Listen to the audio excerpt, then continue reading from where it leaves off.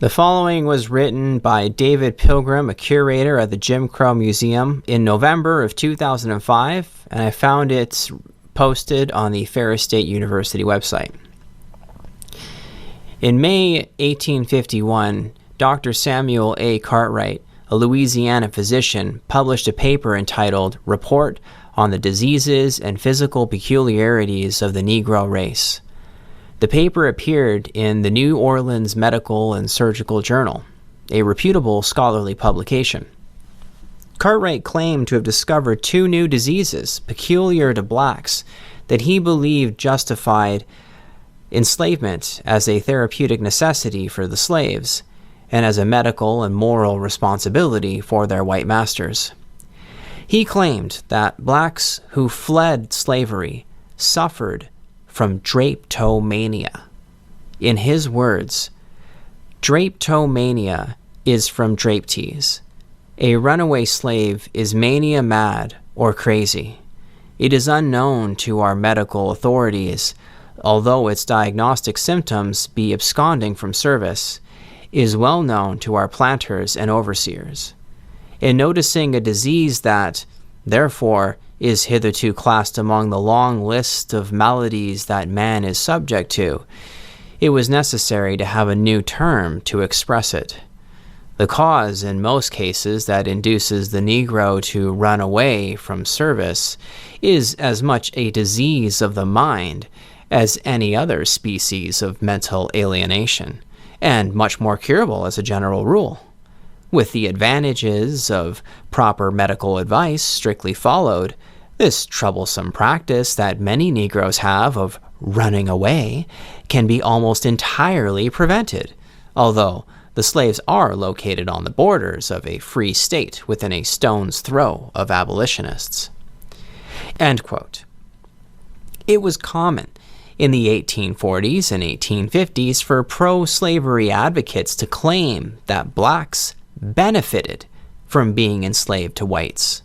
For Cartwright and other pro-slavery defenders, the black slave who tried to escape must be crazy.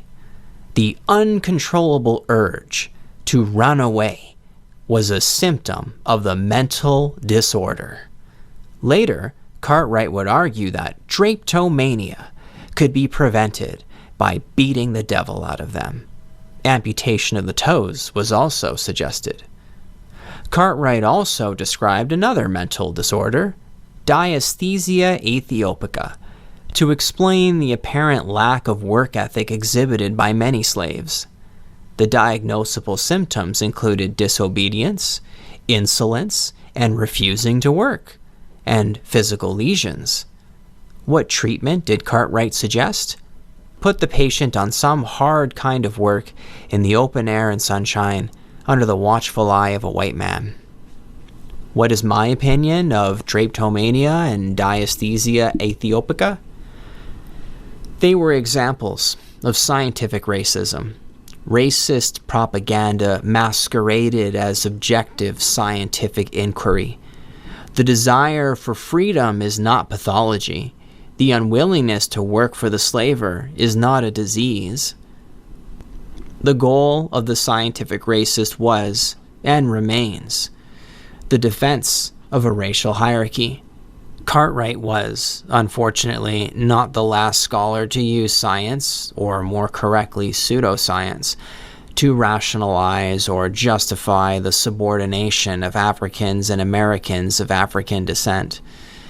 In 1797, for example, Dr. Benjamin Rush, the father of American psychiatry, declared that the dark skin of blacks was caused by a rare congenital disease called negritude, which derived from leprosy.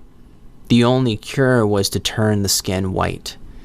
The 19th and 20th centuries found many white scientists, craniologists, phrenologists, evolutionists, geneticists, and others, arguing that dark-skinned peoples were inherently, hence immutably, inferior to light-skinned peoples intellectually, morally, socially, and culturally. American and European scientists have long histories of using scientific methods to intellectualize a racial hierarchy that had whites at the top, yellows in the middle, and reds, browns, and blacks at the bottom. Again, this was written in November of 2005 by David Pilgrim. I found this on the Ferris State University website. I'll post a link down below. And the entire reason I read this, if it wasn't apparent, is because this has strong parallels to what is going on in Canada's society right now, with healthy, able-bodied people fighting for their right to die and being labeled as mentally ill or irrational or intellectually compromised or otherwise incapable of objectively evaluating whether or not their lives are worth living. Worst of all is being labeled as being part of a death cult, which is absolute bullshit. But anyway, that's the whole reason I read this. Thanks for listening, and I'll see you in the next one. Bye.